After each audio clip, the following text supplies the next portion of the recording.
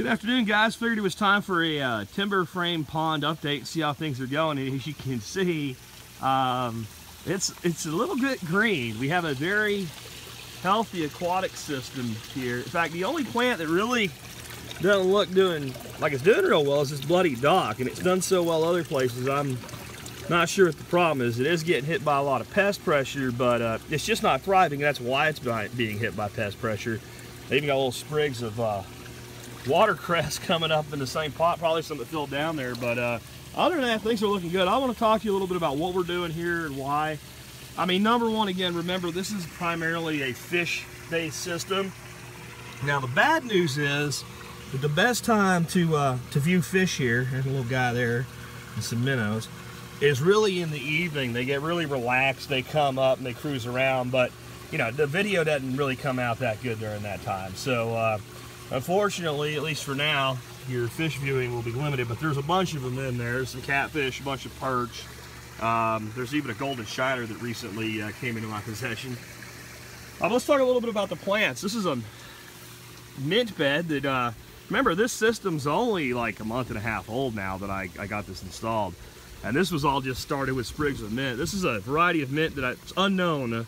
My buddy David gave me some of it, and I've been propagating it a lot. You can see it's a little bit more jagged and larger than peppermint, but it's not a spearmint. I mean, there's so many varieties of mint. He says this is a hybridized variety, which I personally doubt, because unless you get flowers, and unless those flowers cross-pollinate, and unless that cross-pollination results in seed, and then that seed results in new mint, you don't have a hybrid. They're not going to hybrid just by being together. So I'm not sure if it is or it isn't, but I'm calling it tea mint. This mint makes the best mint tea I've ever had, and I've been drinking a lot of it lately. I just come out in the morning and pick some and go back in. That's what I'm really loving about this, how much I'm able to do with it. This is black Hawaiian taro, which is edible. I've never really eaten or processed taro, but I've got a few of them and they look cool. And they are edible if it's ever necessary, I guess. This is green onion.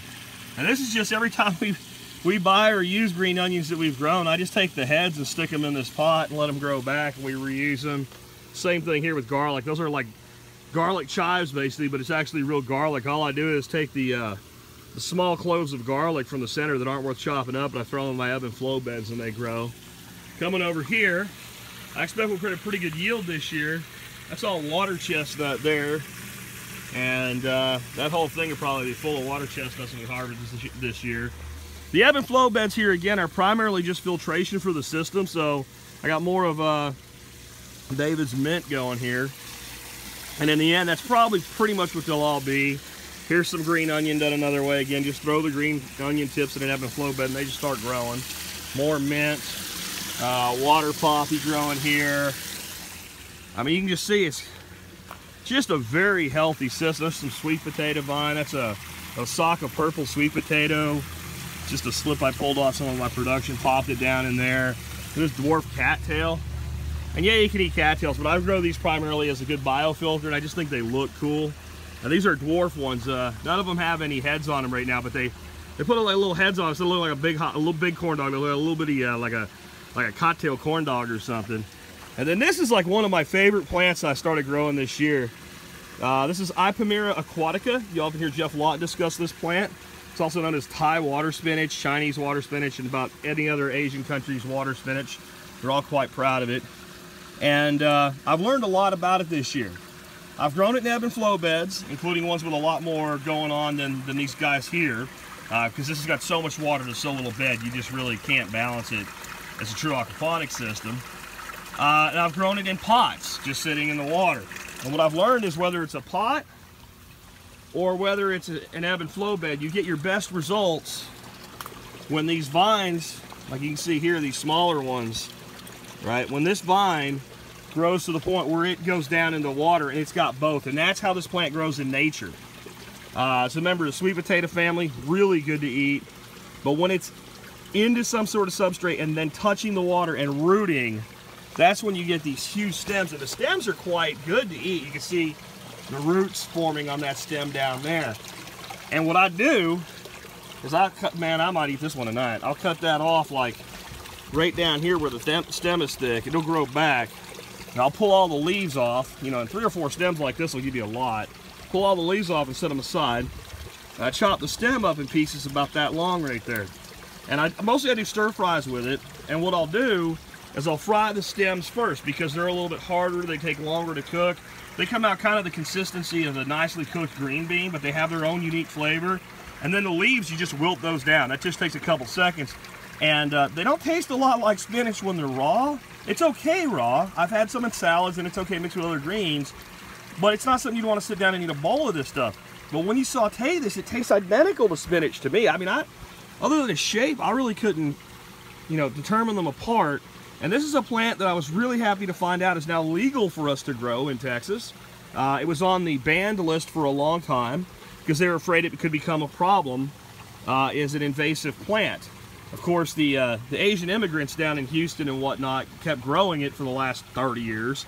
And the government finally said, well, since there ain't been a problem for 30 or 40 years, people growing it all the time, and it's historically significant was the words they used as a food source, let's just lift the ban as long as it's private possession and private cultivation. If you want to do commercial, you need an exotics permit. So now if you can get your hands on some seed or some cuttings, you too in the state of Texas can grow this plant. Do be responsible with it. I do think in the southernmost parts of the state, if it's not handled correctly, it could be an invasive problem, and then we end up with all kinds of problems. This one's not edible. This is corkscrew rush, dwarf corkscrew rush. This is an ornamental plant. I think I've made 2 or 3 of these out of this one plant and given it away this year. It's done really well in here. When I got it, it came from a website store, and it was about a little clump about like that. You can see I could get a bunch of divisions out of this.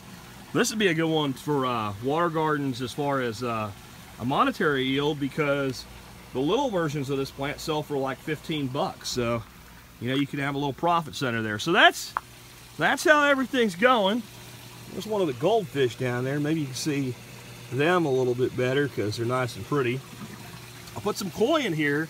And I think they were too small, and I think the bluegills and green sunfish and what have you may have given them the chomp, because I haven't seen them recently. Those goldfish came out of my other aquaponic system, and they've got enough size on them to look out for themselves. I think I'm going to grow out some grow out some koi in the aquaponic system in the quail aviary, so they're big enough, and add a few koi in here. But you can see the big thing. Last time I did a video, there was a lot of string algae. And if you look at that, it's got algae on it, really, really short. I can feel it with my finger there, like fur. Really, really short. You know what it is? Those guys, those goldfish. I see them all the time when I walk up. They dive down and hide, but they're up here, they graze on it like little cows. So we've got a pretty good, well-balanced system. It certainly looks good, very appealing to the eye. My buddy David and I came up with a name for this system. We call him Miyagi, after Mr. Miyagi from the Karate Kid, because it looks like something being in his backyard. You too can build one. They're not hard, and we'll keep giving you updates on it.